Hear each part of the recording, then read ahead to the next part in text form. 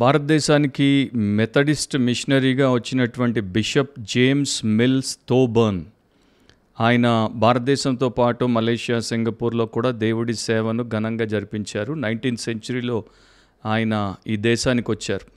So ఈ దేశంలో ఆయన దేవుడి సేవ చేస్తున్నప్పుడు భారతదేశంలో స్త్రీలు అండ్ అమ్మాయిలు అంటే యువతులను సమాజము ఎంత చిన్నచూపు చూస్తోందో, అవమానపరుస్తోందో, కిరాతకంగా వారితో వ్యవహరిస్తుందో గమనించినప్పుడు ఆయన బాధపడేవాడు. ఆయన సంఘానికి వచ్చేటువంటి స్త్రీలు, యువతుల్లో కూడా అది ఒక భయంకరమైనటువంటి పరిస్థితిగా ఆయనకి కనపడేది.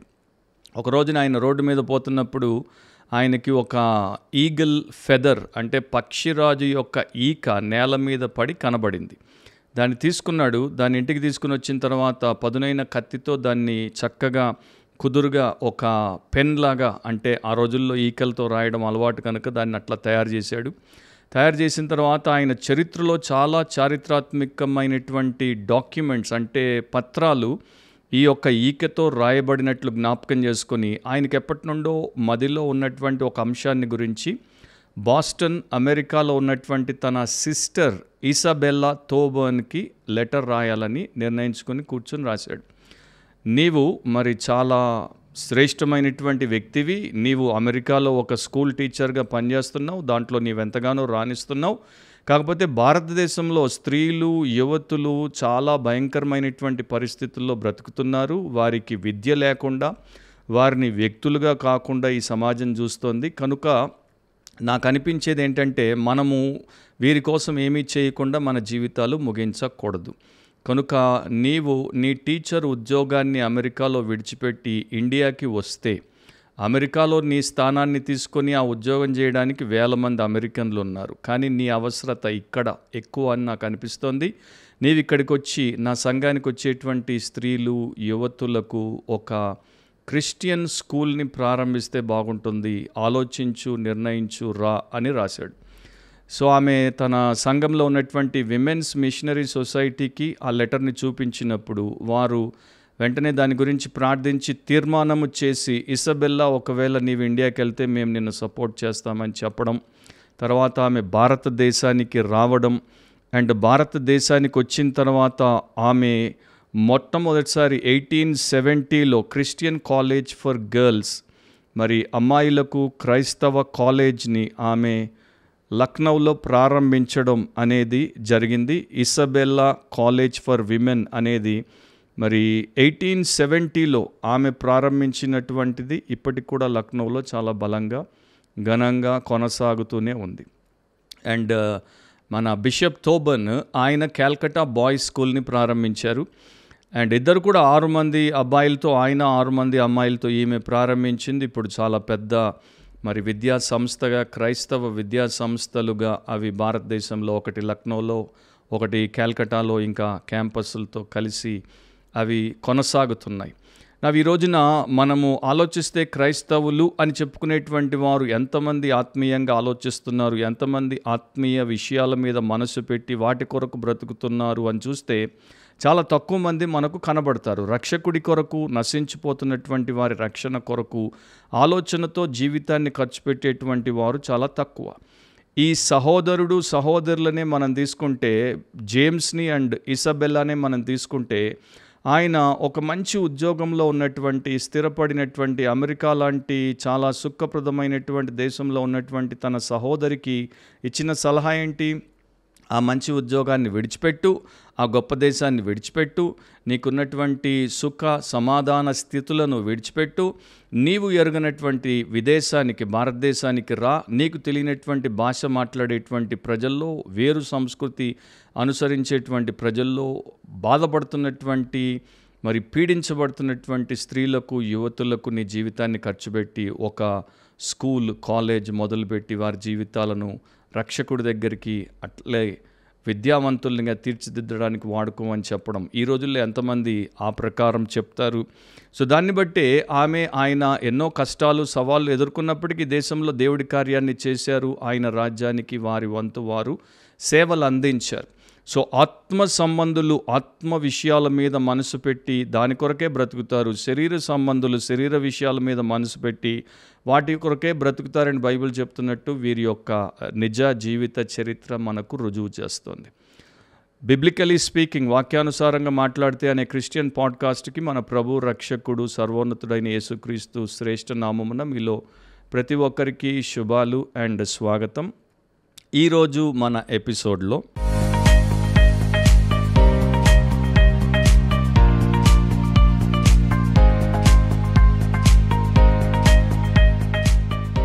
రోమీలకు రాసిన పత్రిక 8వ అధ్యాయము 5వ వచనం నుండి 8వ వచనం వరకు, రోమన్స్ 8:5-8.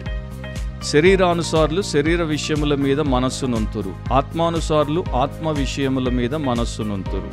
శరీరానుసారమైన మనస్సు మరణము, ఆత్మానుసారమైన మనస్సు జీవమును సమాధానమునై ఉన్నది. ఏలయనగా శరీరానుసారమైన మనస్సు దేవునికి విరోధమై ఉన్నది, అది దేవుని ధర్మశాస్త్రమునకు లోబడదు, ఏమాత్రమును లోబడ నేరదు. కాగా శరీర స్వభావము గలవారు దేవుని సంతోషపరచ నేరరు. మన అంశము ఈరోజు శరీరానుసారులు వర్సెస్ ఆత్మానుసారులు, carnal people versus spiritual people. అది మన థీమ్ అన్నమాట, మన టైటిల్ ఈరోజు మన క్లుప్త సందేశానికి. సో మనం చదివినటువంటి వాక్య భాగములో దేవుడి గ్రంథము మనకేం చెప్తుందంటే, ప్రపంచంలో 2 రకాల మనుషులు, 2 రకాల వ్యక్తిత్వాలు, 2 రకాల జీవన విధానాలు వారు జీవిస్తారు. మొదటి రకము శరీరానుసారులు. వీరు శరీర సంబంధులు.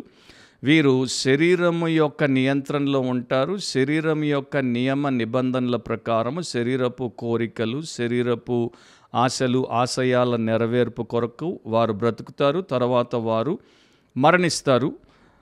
వారి జీవితం అంతా కూడా దేవుడికి వ్యతిరేకంగా శత్రుత్వముతోనే వారు బ్రతికి వెళ్ళిపోతారు. రెండవ రకము ఆత్మానుసారులు. వీరు ఆత్మ సంబంధులు. వీరు పరిశుద్ధాత్మ ద్వారా ప్రేరేపించబడి ఆయన ప్రభావంతో దేవుని యొక్క పరిశుద్ధ ఆలోచన ప్రకారం, చిత్తం ప్రకారం దేవుడి విషయాల కొరకు బ్రతికేటువంటి వారు. అండ్ వీరు ఈ లోకంలో జీవమును సమాధానమును కలిగి జీవించి వారి జీవితాలు దేవుడిని మహిమపరుస్తూ సార్థకము చేసుకుంటారు. ఈ లోకంలో ప్రతి ఒక్కరూ జన్మిస్తున్నారు, కానీ కొంతమందే తిరిగి జన్మిస్తారు. ఈ లోకంలో ఇక్కడ పౌలు రాసినటువంటి వాక్య భాగాన్ని తీసుకుంటే 2 రకాల ప్రజల గురించి ఆయన మాట్లాడుతున్నాడు. రక్షణ లేనివారు, రక్షణ పొందినవారు, పాపులు, పరిశుద్ధులు, లోక సంబంధులు, దేవుని సంబంధులు, పునరుజ్జీవింపబడని వారు, పునరుజ్జీవింపబడినవారు, పాత సృష్టి, క్రొత్త సృష్టి, లేకపోతే పాత జీవులు, క్రొత్త జీవులు. వారు వారి జీవితాలు ఎట్లా జీవిస్తారనేది మనకు చాలా స్పష్టంగా చెప్తున్నాడు. యోహాను సువార్త 3వ అధ్యాయం 6వ వచనంలో, శరీర మూలముగా జన్మించినది శరీరమును, ఆత్మ మూలముగా జన్మించినది ఆత్మయునై ఉన్నది అని యేసుప్రభు చాలా స్పష్టంగా చెప్పారు. సో శరీరానుసారులు పాపులు, శరీరానుసారులు వారు వారి పాప స్వభావం ప్రకారమే, దాని ప్రవృత్తి ప్రకారం బ్రతుకుతారు. వారు పాతాళానికి పోయి నశించిపోతారు. ఆత్మ సంబంధులు నూతన సృష్టి, నూతన స్వభావం, ఆత్మీయంగా వారు బ్రతికి వారు నిత్యరాజ్యంలో దేవుడితో నిత్య జీవాన్ని అనుభవిస్తారు. గలతీ పత్రిక 5వ అధ్యాయం 17వ వచనంలో, శరీరము ఆత్మకును, ఆత్మ శరీరమునకును విరోధముగా అపేక్షించును, ఇవి ఒకదానికి ఒకటి వ్యతిరేకముగా ఉన్నవి, కనుక మీరేవి చేయ నిశ్చయింతురో వాటిని చేయకుందురు. సో శరీరానుసారులు ఒకవైపు, ఆత్మానుసారులు ఒకవైపు. వీరి మధ్యలో విరోధం ఉంటుంది. వీరి యొక్క తత్వము, జీవన విధానాలు కూడా వ్యతిరేకంగానే ఉంటాయి. అవి వేరు వేరు పదాల్లో ముందుకు సాగిపోతాయి. అందుకని గమనించండి, ఒక భక్తిపరుడు ఒక భక్తిహీనునితో సంతోషించలేడు. అట్ ద సేమ్ టైం ఒక భక్తిహీనుడు భక్తిపరుడితో కూడా ఉండడానికి ఇష్టపడడు. వాడు ఆయనతో బ్రతకడానికి వాడు ముందుకు రాడు, ఉండలేడు. కయీను శరీరానుసారుడిగా మనకి లోకంలో కనబడతాడు. హేబేలు ఆత్మానుసారుడిగా కనబడతాడు. కయీను దేవుడి చేత తిరస్కరించబడ్డాడు, హేబేలు దేవుడి చేత అంగీకరించబడ్డాడు. సో ఇద్దరు వ్యక్తుల గురించి, వారి జీవన విధానాల గురించి ఇక్కడ రాయబడింది. క్లుప్తంగా మనం చూద్దాం. మొదటిది the carnal person. The carnal person అంటే శరీరానుసారి, శరీర సంబంధమైన వ్యక్తి. దాని గురించే ఎక్కువ ఆ భాగంలో రాయబడింది. 5వ వచనం, 6వ వచనం, 7, 8 వచనాల్లో శరీరానుసారులు శరీర విషయముల మీద మనస్సు నొంతురు. సో మొదట దేవుడి వాక్యం వీరిని ఎట్లా నిర్వచిస్తోంది, ఎట్లా డిఫైన్ చేస్తోంది? కార్నల్ పీపుల్, లేకపోతే కార్నల్ పర్సన్స్, లేకపోతే ఫ్లెషీ పీపుల్, శరీరానుసారులు. తెలుగులో బాగుంది, శరీరానుసారులు, శరీరాన్ని అనుసరించేవారు. గ్రీకు వ్యాకరణంలో దాన్ని మనము యథావిధిగా అనువదించాల్సి వస్తే వీరు శరీరము ప్రకారము ఉనికిని కలిగి ఉన్నవారు. They exist according to the flesh. So వీరి యొక్క జీవితం అంతా కూడా శరీరము యొక్క శాసనములోనే ఉంటుంది. శరీరము వీరిని పైనుండి కింది దాకా పరిపూర్ణముగా ఆధీనంలోనికి తీసుకొని వారిని వశంలో పెట్టుకుంది. అండ్ ఇక్కడ ఫ్లెష్, శరీరము అంటే మన రక్తమాంసములు కలిగినటువంటి ఈ దేహము, లేకపోతే బాడీ అని అర్థం కాదు. దీంట్లో ఉన్నటువంటి పాత పాపిస్టి ప్రాచీన స్వభావము, ఫాలన్ సిన్ఫుల్ హ్యూమన్ నేచర్ అని దాని యొక్క అర్థం. సో దాని వశంలోనే వారు ఉండిపోతారు.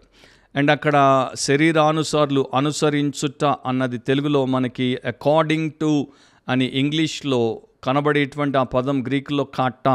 దాన్ని థేయర్ అనేటువంటి గ్రీక్ స్కాలర్ ఇట్లా వర్ణించాడు.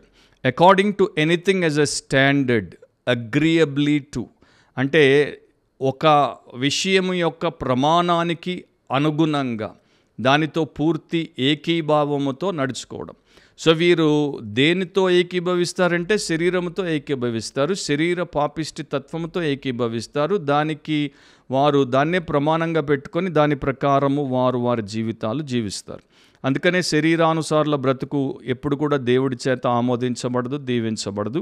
వారు శరీరమును కలిగినటువంటి వారు, వారు దాన్నే లోకంలో చూపించేటువంటి వారు, దాని స్వభావాన్నే వారి యొక్క జీవితానికి వారు పెద్దపీటగా పెట్టుకున్నటువంటి వారు. నా శరీర విషయముల మీద మనస్సును ఉంతురు. శరీరానుసారులు న్యాచురల్గా శరీర విషయముల మీదే మనస్సును పెడతారు. వీరికి శరీర విషయాలే ప్రియముగా ఉంటాయి, శరీర విషయాలే ప్రాణముగా ఉంటాయి, శరీర విషయాలే వీరి యొక్క ప్రతి ప్రణాళికలో మనకు కనబడతాయి. సో వీరు దాని మీదే మనస్సు పెడతారు. మనస్సును పెట్టడం అంటే మనస్సును దాని మీదే లగ్నము చేయడము, మనస్సును దానికి దాసోహము చేయడము, మనస్సును దానికి అమ్మివేయడము, లేకపోతే అంకితము చేసేయడం. కొలసీ పత్రికలో దేవుడి వాక్యము చెప్తోంది, భూ సంబంధమైన వాటి మీద మనస్సును పెట్టకొనుకడి. ఆత్మీయులకు అది వర్తిస్తుంది, కానీ శరీరానుసారులు భూ సంబంధమైన వాటి మీదే మనస్సు పెడతారు. సో వారి ఆలోచనలు, వారి యొక్క ధ్యానము, వారి ఉద్దేశము, వారి పలుకులు, వారి ప్రవర్తన, వారి పనులు అన్నీ కూడా శరీర సంబంధమైనటువంటి విషయాల మీదే ఉంటుంది. వారికి స్వంత సుఖము, స్వంత సంతోషము, స్వంత విషయాలను సాధించుకునేటువంటి అభ్యాసంలోనే వారు స్వార్థపరులుగా స్వంతం కొరకు బ్రతికి లోకాన్ని విడిచిపోతారు. సో శరీర విషయములు ఏంటి? గలతీ పత్రిక 5వ అధ్యాయం 19 నుండి 21 వరకు శరీర కార్యములు స్పష్టమై ఉన్నవి. అవేవనగా జారత్వము, అపవిత్రత, కాముకత్వము, విగ్రహారాధన, అభిచారము, ద్వేషములు, కలహము, మత్సరములు, క్రోధములు, కక్షలు, భేదములు, విమతములు, అసూయలు, మత్తతలు, అల్లరితో కూడిన ఆటపాటలు మొదలైనవి. వీటిని గూర్చి నేను మునుపు చెప్పిన ప్రకారం ఇట్టి వాటిని చేయువారు దేవుని రాజ్యమును స్వతంత్రించుకొనరని మీతో స్పష్టముగా చెప్పుచున్నాను. సో ఇక్కడ ఒక లిస్ట్ని మనము చూస్తున్నాము. దాంట్లో విపరీతమైనటువంటి విషయాలు కొన్ని పేర్కొనబడ్డాయి. ఇవే అని కాదు, ఇట్లాంటివి ఇంకా అనేకం ఉన్నాయి. శరీర తత్వము మరి శరీరానుసారులు అనేక రకాలుగా అనేక రూపాల్లో బయట పెడుతుంటారు. అట్లాంటి విషయాల మీద వారు మనస్సు పెట్టి వారి జీవితాన్ని వారు జీవిస్తారు. ఒకానొక సమయంలో మత్తయి సువార్త 16వ అధ్యాయం 23వ వచనంలో అక్కడ వాడబడినటువంటి ఒక క్రియాపదాన్ని, వర్బ్ని యేసుప్రభు పేతురుకి మరి తను సరిదిద్దుతున్నప్పుడు వినియోగిస్తాడు. సో అక్కడ మత్తయి 16:23లో యేసుప్రభు ఏమంటున్నాడు? నీవు మనుషుల సంగతులనే తలంచుచున్నావు, కానీ దేవుని సంగతులను తలంపకై ఉన్నావు. ఇంగ్లీష్లో బాగుంటుంది, your mind is not set on the things of God but the things of men. నీ మనసు దేవుడి విషయాల మీద నీవు పెట్టలేదు, మనుషుల విషయాల మీద నీ మనసును పెట్టావు.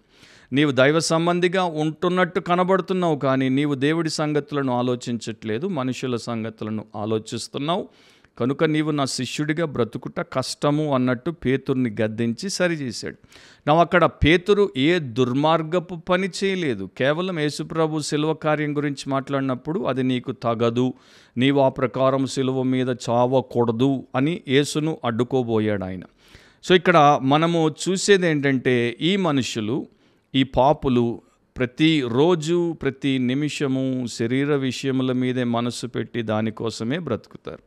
సో 3 రకాలుగా ఒక శరీరానుసారి తాను శరీరానుసారుడు, శరీరానుసారురాలు అన్నది చూపిస్తారు. ఒకటి థాట్స్లో, వారి ఆలోచనల్లో, వారి తలంపుల్లో ఎప్పుడు దాని గురించి ఆలోచిస్తారు. రెండవది వర్డ్స్లో, వారి మాటల్లో ఎంతసేపు ఆ సబ్జెక్ట్కి లేకపోతే ఆ విషయానికి సంబంధించినటువంటి మాటలే ఎక్కువ ఉంటాయి. హృదయం దేని చేత నిండి ఉండను, నోరు దాన్నే మాట్లాడును. త్రాగుబోతు ఎంతసేపు త్రాగుడు గురించి మాట్లాడతాడు. అండ్ ధన వ్యామోహము కలిగినటువంటి వాడు ఎంతసేపు ధనం గురించి మాట్లాడతాడు. కీర్తి ప్రతిష్టల కొరకు ప్రాకులాడేవాడు ఎంతసేపు ఆ నేమ్ అండ్ ఫేమ్ కొరకే మాట్లాడతాడు. ఇక లోక సంబంధి ఎంతసేపు లోక సంబంధమైన విషయాల కొరకే మాట్లాడతాడు. సో థాట్స్, వర్డ్స్, ఆ తర్వాత యాక్షన్స్, క్రియలు అన్నమాట. సో వీరు అదే ఆలోచిస్తారు, వీరు అదే మాట్లాడతారు, వీరు అవే చేస్తారు. సో ఈజీగా మనము కొంత సమయంలో ఈ వ్యక్తి శరీరానుసారుడు, ఈ వ్యక్తి ఆత్మానుసారుడు అనేది వాక్యానుసారంగా ఆ యొక్క స్టాండర్డ్ ప్రకారం చూస్తే దేవుడు మనకు చూపించేస్తాడు. వేరే వారిని చూపించడమే కాదు, మనం కూడా ఆత్మానుసారులమో లేకపోతే శరీరానుసారులమో అనేది ఈజీగా అటే బయటపడిపోతుంది. ఈ రోజున ఎంతోమంది చర్చెస్కి వెళ్తారు, బైబిల్స్ పట్టుకుంటారు, బైబిల్స్ తిరగేస్తారు, బైబిల్స్ని బోధిస్తున్నప్పుడు వింటారు, భక్తి పాటలు, భక్తి మాటలు ఎన్నో ఉంటాయి, భక్తి పనుల్లో, అభ్యాసాల్లో లీనమై ఉంటారు. కానీ బ్రతుకంతా శరీరానుసారముగా ఉంటుంది. వారమంతా శరీరానుసారమైన విషయాల మీద వారు మనస్సు పెడుతున్నారు. ఆత్మీయులు, క్రైస్తవులు, పరిశుద్ధులు అని లోకం వారిని అనుకున్నా, వారిని అట్లా అనుకున్నా, వారి జీవితం దేవుడి దృష్టిలో మాత్రము శరీరానుసారులుగానే ఉంది. ఎందుకంటే థింకింగ్, స్పీకింగ్, యాక్టింగ్ అంతా కూడా అకార్డింగ్ టు ద ఫ్లెష్, అంటే శరీరానుసారముగానే కనబడుతున్నాయి. సో కొన్ని మంచివి కూడా మనకి లోకంలో దేవుడు పెట్టాడు, న్యాయబద్ధమైనవి పెట్టాడు. మనము ఏమి తిందుము, ఏమి తాగుదుము, ఏమి ధరించుకొందుము అన్న వాటి గురించి విచారించవద్దు. మనం తినాలి, మనం తాగాలి, మనం ధరించుకోవాలి, ఇవి మనకు అవసరమే. కానీ వాటి గురించి విచారించవద్దు. అంటే అవి మీ యొక్క థింకింగ్ని డామినేట్ చేయకూడదు. అవి మీ యొక్క ఆలోచనను మరి ఆధిపత్యము చేసి వాటి నియంత్రణలోనికి తీసుకోకూడదు. భక్తుడు ఎట్లా బ్రతుకుతాడు, ఏ రకంగా దేవుడిని సంతోషపరచుదును, ఏ రకంగా దేవుడి చిత్తాన్ని జరిగించుదును, ఏ రకంగా దేవుడి నామాన్ని మహిమపరచుదును అని దినం, వారం, మాసం, సంవత్సరం భక్తుడు బ్రతుకుతాడు. భ్రష్టుడు ఎట్లా బ్రతుకుతాడు, ఏ రకంగా తిందును, ఏ రకంగా తాగుదును, ఏ రకంగా వేసుకొందును, ఏ రకంగా సంపాదించుదును, ఏ రకంగా కూడబెట్టుదును. సో ఏదైనా మంచిది కూడా మోతాదుకు మించిపోతే అది చెడ్డదైపోయినట్టు, మంచి విషయాలు కూడా ఈ శరీరానుసారులు చెడు విషయాలుగా మార్చుకొని వాటి కోసం బ్రతుకుతారని బైబిల్ చెప్తోంది. ఫిలిప్పీ 3:19లో భూ సంబంధమైన వాటి అందే మనస్సు నుంచుచున్నారు. సో ఎవరైతే భూ సంబంధమైన వాటి మీద మనస్సు నుంచి వాటి కోసమే బ్రతుకుతారో, కడుపు కోసమే బ్రతుకుతారో, అలాంటి వారు క్రీస్తు శిలువకు శత్రువులైపోతారని అక్కడ అపోస్తలుడైనటువంటి పౌలు రాశాడు. నోవా కాలంలో కావచ్చు, లోతు కాలంలో కావచ్చు, జనులు తినడానికి, తాగడానికి, కట్టుకోవడానికి, కొనుక్కోవడానికి, పెళ్ళిళ్ళు చేసుకోవడానికి, పెళ్ళిళ్ళకి ఇవ్వడానికి, నాటడానికి అండ్ వాటిని కోయడానికే వారి బ్రతుకులు బ్రతికారు. కానీ దేవుడి కొరకు బ్రతకలేదని దేవుడే చెప్పాడు. సో శరీరానుసారమైన మనస్సు మరణము. సో శరీరానుసారులు శరీర విషయాల మీద మనస్సు పెడతారు, ఆ ప్రకారం జీవితాన్ని జీవిస్తారు. తుదకెక్కడికి పోతారు? మరణానికి పోతారు. వారి జీవితము దేవుడు లేనటువంటి నిత్య మరణానికి అప్పగించబడుతుంది. ఇది భయంకరమైనటువంటి సత్యం, ఎవరు నమ్మినా నమ్మకపోయినా. 7-8 వచనాల్లో వారికి ఉన్న లక్షణాలు ఏంటి? ఏలయనగా శరీరానుసారమైన మనసు దేవునికి విరోధమై ఉన్నది, అది దేవుని ధర్మశాస్త్రమునకు లోబడదు, ఏమాత్రమును లోబడ నేరదు, కాగా శరీర స్వభావం గలవారు దేవుని సంతోషపరచనేరరు. నా శరీరానుసారమైన మనసు దేవునికి విరోధమై ఉన్నది అంటే దేవుడిని వ్యతిరేకిస్తుంది, దేవుడికి విరోధ భావమును చూపిస్తుంది, దేవుడితో సహకరించదు అని చెప్పట్లేదు. దేవుడికి వ్యతిరేకత, విరోధాన్ని కలిగి ఉంటుంది. దేవుడికి ఏమాత్రము అది లోబడదు, దేవుడికి లొంగదు, దేవుడి అధికారాన్ని ఒప్పుకోదు. ఒక బలమైన నాగుపాము మన ముందుంటే మనము దాన్ని పట్టుకోబోతే అది ఎందుకు కూడా లొంగదు. అది బుసలు కొట్టి మనల్ని కాటేసి చంపడానికే ప్రయత్నం చేస్తుంది, అది లొంగదు. అది మన వ్యతిరేకి, అది మన విరోధి. అదే ప్రకారం శరీరానుసారులు దేవుడికి వ్యతిరేకులు, విరోధులు. సో దేవుడి ధర్మశాస్త్రానికి వారు లోబడరు, ఏమాత్రమును లోబడనేరరు. అలా శరీర స్వభావం గల వారు దేవుని సంతోషపరచనేరరు అని స్పష్టంగా దేవుడు చెప్పాడు. సో ప్రపంచంలో అత్యధికులు శరీరానుసారులు కనుక వారు దేవుడికి వ్యతిరేకంగా ఈ ప్రకారము బ్రతుకుతున్నారు. సో శరీరానుసారమైన మనస్సు మరణము అంటే వారు ఆల్రెడీ అపరాధాల్లో పాపాల్లో చచ్చి ఉన్నారు, ఆత్మీయంగా మరణ స్థితిలో ఉన్నారు. ఇప్పుడు వారు శారీరకంగా చనిపోయిన తర్వాత నిత్య మరణానికి వారు వెళ్ళిపోతారు. దేవుడి నుండి, ఆయన యొక్క నిత్య జీవము నుండి వేరు చేయబడిన వారై అంతము లేని కాలము అగ్నిగంధకాలతో మండే గుండంలో నశిస్తారు. ఒక స్లేవరీ అబాలిషనిస్ట్ ఉండేవాడు ఇంగ్లాండ్లో, ఆయన్ని విలియం విల్బర్ ఫోర్స్ అంటారు. సో ఆయన క్రైస్తవుడు, పరిశుద్ధుడు, భక్తుడు, కానీ బానిసత్వానికి వ్యతిరేకంగా పోరాడేవాడు. ఆయనకి ఒక స్నేహితుడు ఉండేవాడు, విలియం పిట్ ద యంగర్. ఇంగ్లాండ్కి prime minister William Pitt the younger.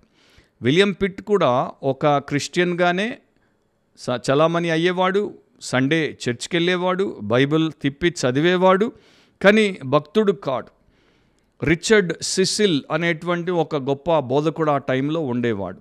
Wilber force యొక్క కోరిక ఏంటంటే ఎట్లాగైనా సరే విలియం పిట్ ద యంగర్ని ఒకసారి రిచర్డ్ సిసిల్ గారి యొక్క ప్రభావంతో కూడిన బోధ వినేటట్టు చేయాలని చెప్పి చాలా కాలంగా అడిగి బ్రతిమాలి చివరికి ఒక రోజున పిట్ని తనతో పాటు తీసుకొని పోయాడు.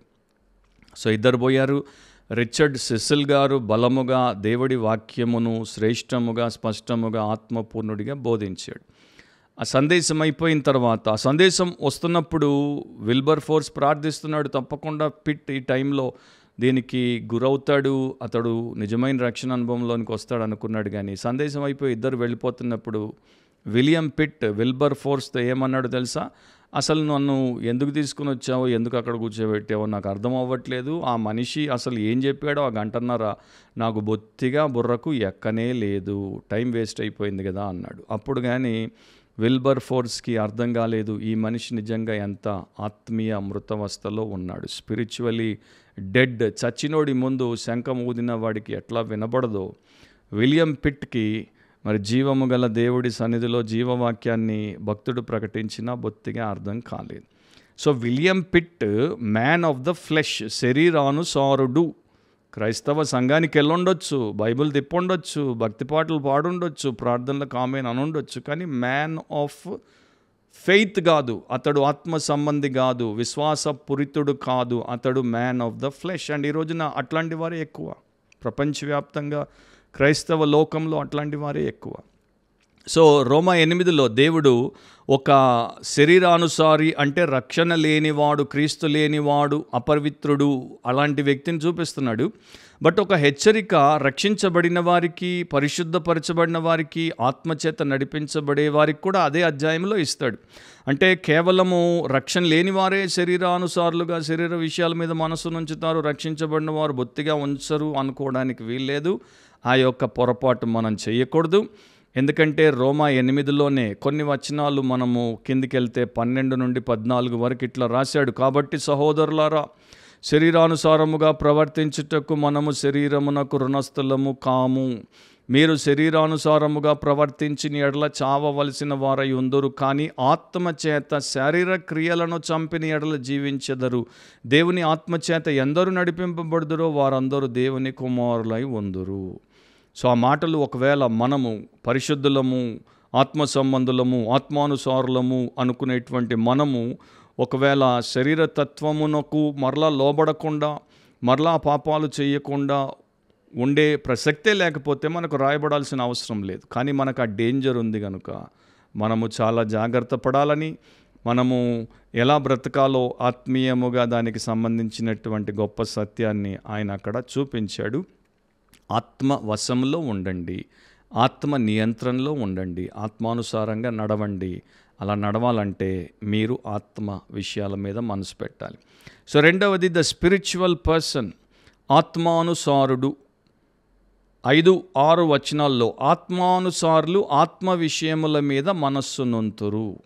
సో ఆత్మానుసారులు అంటే తిరిగి జన్మించినటువంటి వారు, క్రీస్తు సువార్తను నమ్మారు. యేసుక్రీస్తు నా పాపాన్ని సిలువలో మోసాడు, ఆయన పాపము లేకుండా లోకానికి దేవుడు నరావతారిగా వచ్చాడు, పాపం లేకుండా జీవించాడు, నా పాపాన్ని సిలువలో భరించాడు, ప్రాయశ్చిత్తం చేశాడు. ఆయన చిందించిన పవిత్ర రక్తం నా పాపానికి వెలగట్టింది, నన్ను విమోచించింది, నా పాపపు జీవితం అంతటిని కడిగి శుద్ధీకరించింది. ఇప్పుడు శిక్ష నుండి నన్ను రక్షిస్తుంది. నిత్య నాశనం నుండి ఆయనే నాకు నిత్య జీవాన్ని ప్రసాదిస్తున్నాడు.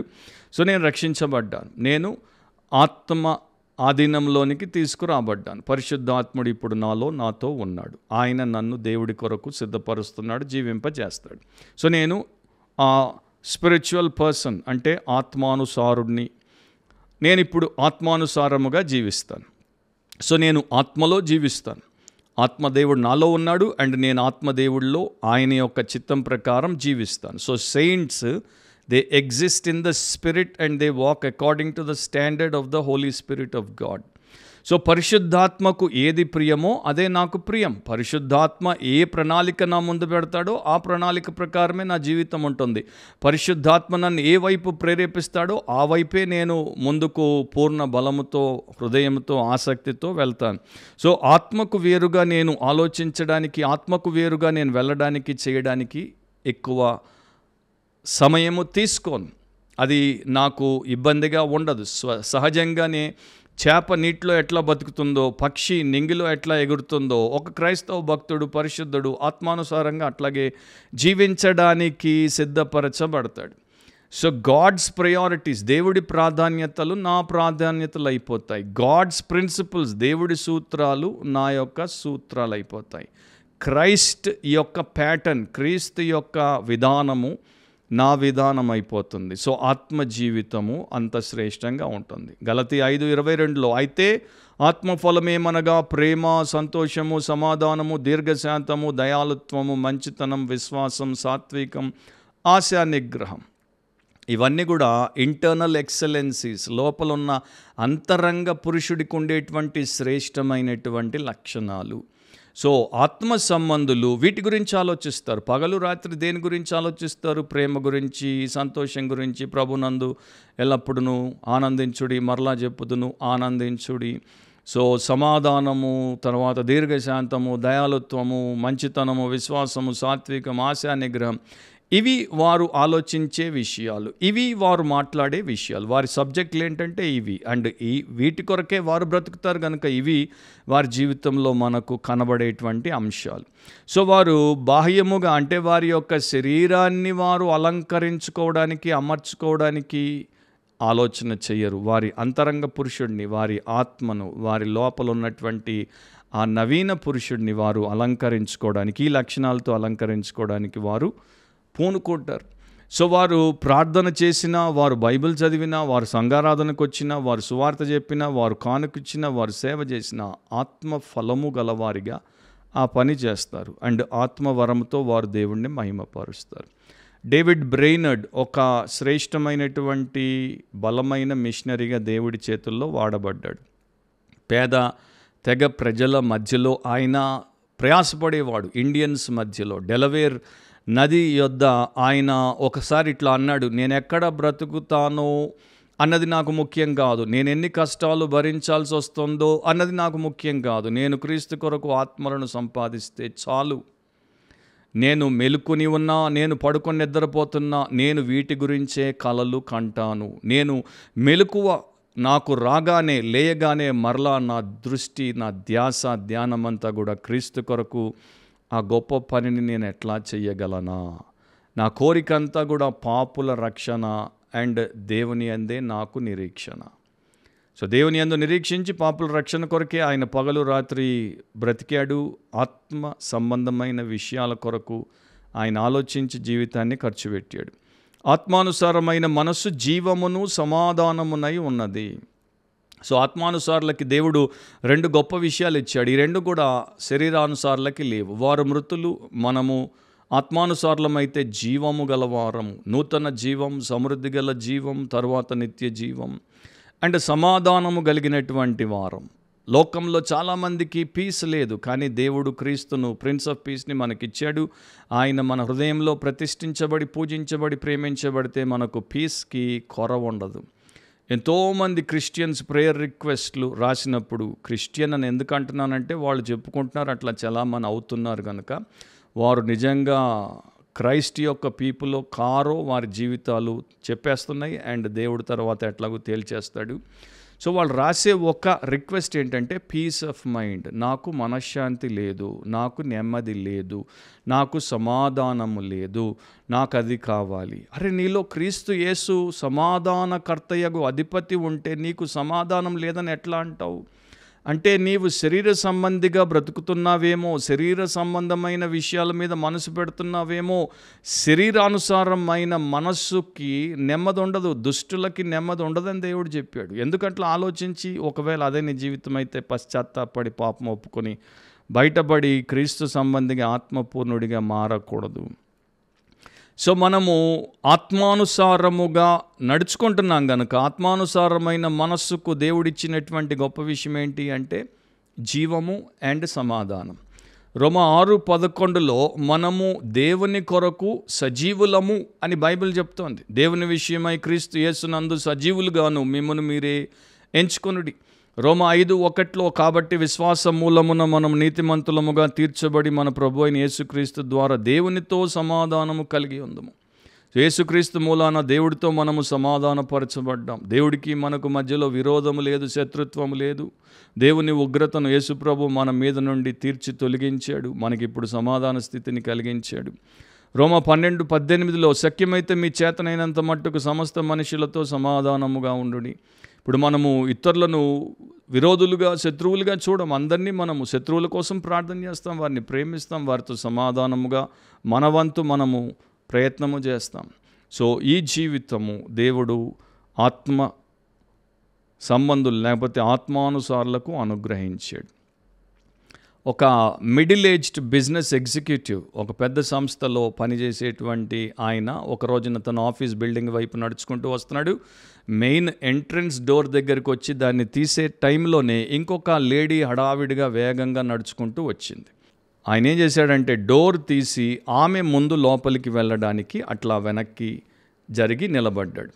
ఆమెకి అది చాలా అవమానకరంగా ఫీల్ అయిపోయి ఆమె ఏమందంటే, నేను ఒక లేడీని అయినందుక మీరు నా కోసం డోర్ తీసి నన్ను ముందు పంపడానికి చూస్తున్నారు అని అన్నప్పుడు వెంటనే ఆయన ఏమాత్రము తన మరి పేషెన్స్ని కోల్పోకుండా చాలా హుందాగా అన్నాడు, నేను మీరు లేడీ అయినందుకు డోర్ తీసి అట్లా నిలబడలేదు, నేను ఒక జెంటిల్ మ్యాన్ని కనుక ఈ టైంలో ఇట్లాంటి పరిస్థితుల్లో ఇట్లా ప్రవర్తించుట సరి అని నాకు తెలుసు కనుక నేను అట్లా చేశాను అన్నాడు. నేను ఒక పెద్ద మనిషిని కనుక తలుపు తీసి మొదట మీరు పోతే తర్వాత నేను పోవడానికి నిలబడ్డాను. ఎందుకంటే ఆ లేడీ ఒక ఫెమినిస్ట్, స్త్రీవాది అన్నమాట. అంటే ఒక స్త్రీని బలహీనరాలుగా, బుద్ధి లేని దానిగా సమాజం చూస్తుంది. నేను బలహీనరాలను కాదు, బుద్ధి లేని దాన్ని గాను, నేను నీకన్నా గొప్పదాన్ని అని పురుషాధిపత్యాన్ని కాలు కిందేసి తొక్కేటువంటి ఫెమినిస్టులు ఉంటారు. ఆ టైపు మనిషి. సో ఇక్కడ ఆయన ఏమి చూపించాడంటే, ఆయన ఏమై ఉన్నాడో దాని ప్రకారం ఆయన ప్రవర్తన ఉన్నది అని చూపించాడు. సో క్రీస్తు సంబంధులు, క్రైస్ట్ యొక్క పీపుల్, వారు క్రీస్తు సంబంధులు కనుక క్రైస్తవ జీవితాన్ని జీవిస్తారు. క్రీస్తు విధానమును వారి జీవితంలో వారు చూపిస్తారు. పరిశుద్ధాత్మ పూర్ణులుగా వారు అన్నిట్లో కూడా పరిశుద్ధమైనటువంటి ఆచరణను చూపిస్తారు. ఆ వ్యక్తి ఇట్లా చేశాడు, ఈ వ్యక్తి అట్లా చేసింది, దాన్ని బట్టి మా ప్రవర్తన అట్లా ఇట్లా ఉంటుందన్నది వారికి అసలు తోచదు. సో ముగింపులో 2 రకాల మనుషులు ఉన్నారు, 2 రకాల జీవన విధానాలు ఉన్నాయి. ఎందుకంటే 2 రకాల వ్యక్తిత్వాలు ఉన్నాయి. అండ్ అందరూ ఒకప్పుడు పాపులే, కానీ యేసుక్రీస్తు శిలువ కార్యము ద్వారా ఆయన మనకు సంపాదించిన విమోచన యందు విశ్వాసం ఉంచి పాపక్షమాపణ పొంది రక్షించబడితే శరీరానుసారులు ఆత్మానుసారులుగా మారడానికి, శరీర విషయాల మీద మనసు పెట్టి మరణానికి అప్పగించబడేటువంటి ప్రతి ఒక్కరూ ఆత్మ విషయాల మీద మనసు పెట్టి జీవాన్ని, సమాధానాన్ని పొందుకోవడానికి దేవుడు ఏర్పాటు చేశాడు. సో నా ప్రియ సహోదరి సహోదరుడా, మన యొక్క పరిస్థితి ఏంటో మనం చూసుకోవాలి. నేను మీరు శరీరానుసారులమో ఆత్మానుసారులమో చూసుకోవడానికి మనకి ఈజీగా 2 రోజులు చాలు. రోజంతా జాగ్రత్తగా శ్రద్ధతో ఆసక్తితో చూడండి. మీ యొక్క మనస్సు ఏ విషయాల మీద మీరు పెడుతున్నారు? మీరు శరీరానుసారి అయితే శరీర విషయాల మీదే మనసు పెడతారు. మీరు ఆత్మానుసారులైతే ఆత్మ విషయాల మీద మనసు పెడతారు.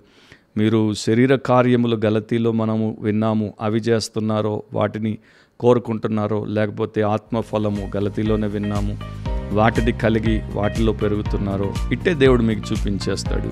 సో మన ప్రస్తుత పరిస్థితి, మన భవిష్యత్తు గమ్యము, మనమేమై ఉన్నామో దాన్ని బట్టి నిర్ణయించబడతాయి. మరోసారి బిబ్లికలీ స్పీకింగ్, వాక్యానుసారంగా మాట్లాడితే అనే క్రిస్టియన్ పాడ్కాస్ట్లో దేవుడు మనల్ని కలిపేంత వరకు మనము మర్చిపోకుండా ప్రతినిత్యము వాక్యానుసారంగా ఆలోచిద్దాం, వాక్యానుసారంగా కోరుకుందాం, వాక్యానుసారంగా మాట్లాడదాం, వాక్యానుసారంగా ప్రవర్తిద్దాం, వాక్యానుసారంగా జీవిద్దాం. వాక్యానుసారంగా అంటే ఆత్మానుసారులముగా ఉండి ఆత్మ విషయముల మీద మనస్సు పెట్టి జీవమును సమాధానమును కలిగి దేవుడిని మహిమపరిచి మనము ఇతరులకు మాదిరిని విడిచి మేలు పొందుదుముగాక. ఆమేన్. God bless you all. See you soon. Amen.